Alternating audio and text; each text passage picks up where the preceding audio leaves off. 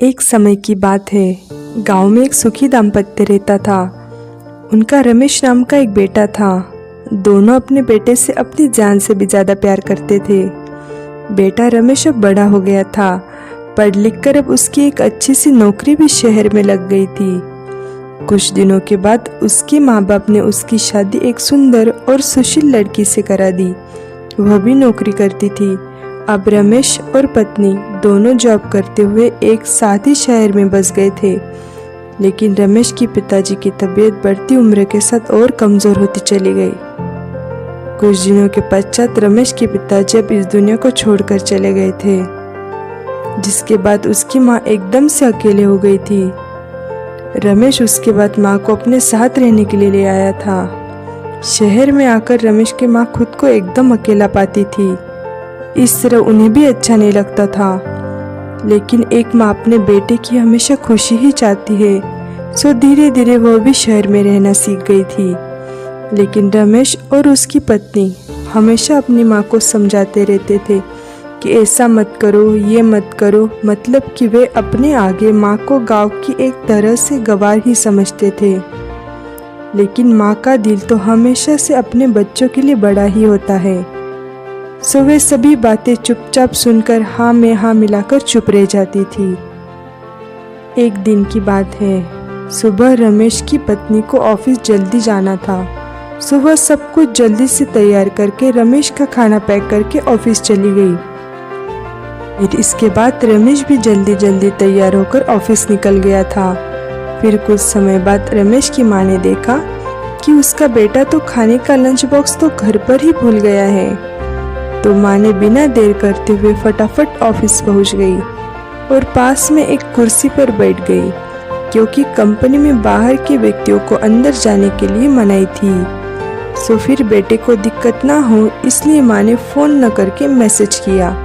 लेकिन रमेश अपने काम में बिजी था, सो माँ के मैसेज पर ज़्यादा ध्यान नहीं दिया। लेकिन उसकी माँ बाहर कब से उसका इंतज़ार कर रही थी। इस तरह कई घंटे बीत गए और इस बीच कई मैसेज भी किए, लेकिन रमेश का कोई उत्तर नहीं आ रहा था और रमेश की माँ को चिंता होने लगी थी। लेकिन रमेश अपनी माँ के कई मैसेज आने के बाद वह अंदर ही अंदर खूब गुस्सा होने लगा। आज तो उसने तय कर लिया था कि आज घर जाकर माँ को खूब अच्छे तरह से समझा देगा कि यह उसका गांव नहीं है जो कुछ भी मनमानी करती रहेगी। और इस तरह शाम हो गई। अब रमेश घर जाने के लिए कंपनी के बाहर निकला तो उसने देखा कि उसकी माँ तो यही खड़ी है, जिसे देखकर उसका गुस्सा 7वें आसमान पर था और बिना कुछ पूछे ही अपनी माँ को डांट फटकारने लगा कि पहले तो घर में खाली बैठे बैठे मैसेज से परेशान करती रहती है और अब तो उसकी कंपनी में भी आ गई है।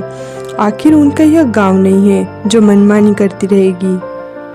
यह सुनकर रमेश की माँ ने खाने का टिफिन रमेश की ओर आगे बढ़ा दिया, जिसे देखकर रमेश को अब समझते हुए देर न लगी कि वह अपना खाना भूल गया था, जिसे माँ ने उसे देने के लिए यहाँ आई थी।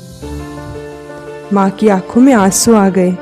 माँ बोली, बेटा तुम बड़े हो गए हो, बड़े शहर में रहने लगे हो, भले ही अच्छे बुरे की ज़्यादा समझ आ गई हो, लेकिन मेरे लिए आज भी मेरे कलेजे का टुकड़ा ही हो, जिसे मैंने बचपन से लेकर आज तक पालते हुए आ रही हूँ।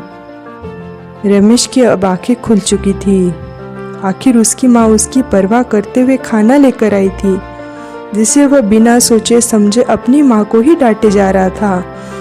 अब उसे अपने किए हुए बर्ताव पर बहुत पछतावा हो रहा था। रमेश ने अपनी माँ के पाँव छू लिए और उनसे माफ़ी मांगी, जिसे देखकर माँ ने उसे एक बार फिर से अपने गले लगा लिया। अब दोनों माँ बेटे फिर से एक हो गए थे। रमेश अब उनकी पहले से ज़्यादा अच्छे से देखभाल करने लगा था, जिसके बाद माँ को अब शहर भी अच्छा लगने लगा था, क्योंकि अब उसका राजा बेटा जो उसे फिर से मिल गया था। तो दोस्तों, हमें इस कहानी से यही शिक्षा मिलती है कि एक तरफ जहाँ हम पढ़ लिख कर खुद को ज़्यादा ही समझदार समझने लगते हैं, जिससे जाने अनजाने में माता पिता की बातों को गलत साबित करने में लग जाते हैं, लेकिन हम सभी यह भूल जाते हैं कि जिस माँ बाप ने अपने बच्चों की खुशियों के लिए अपनी खुशियों का तक का त्याग कर दिया हो, भला वो माँ बाप अपने बच्चों का कैसे बुरा कर सकते हैं। हर माँ बाप की यही इच्छा होती है कि उनकी संतान उनकी बुढ़ापे में लाठी बने। लेकिन मॉडर्न होने की अंधी दौड़ में हम सभी अपने जड़ों को भूलते जा रहे हैं, जो कि बहुत ही सोचनीय है।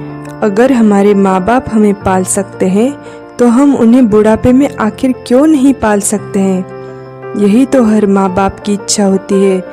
तो आप सभी अपने माँ बाप की उम्मीदों पर ज़रूर खरा उतरे, उन्हें खुश रखें। याद रहे, माँ बाप भगवान का वो साया है जिसे पाने के लिए खुद भगवान भी तरसे थे। कहते हैं ना, छलिए यह संसार है पकड़ छोड़ते हाथ, छोड़ते न माँ बाप है रहे अंत तक साथ। दोस्तों, कहानी अच्छी लगी हो तो लाइक, शेयर और सब्सक्राइब करें। धन्यवाद।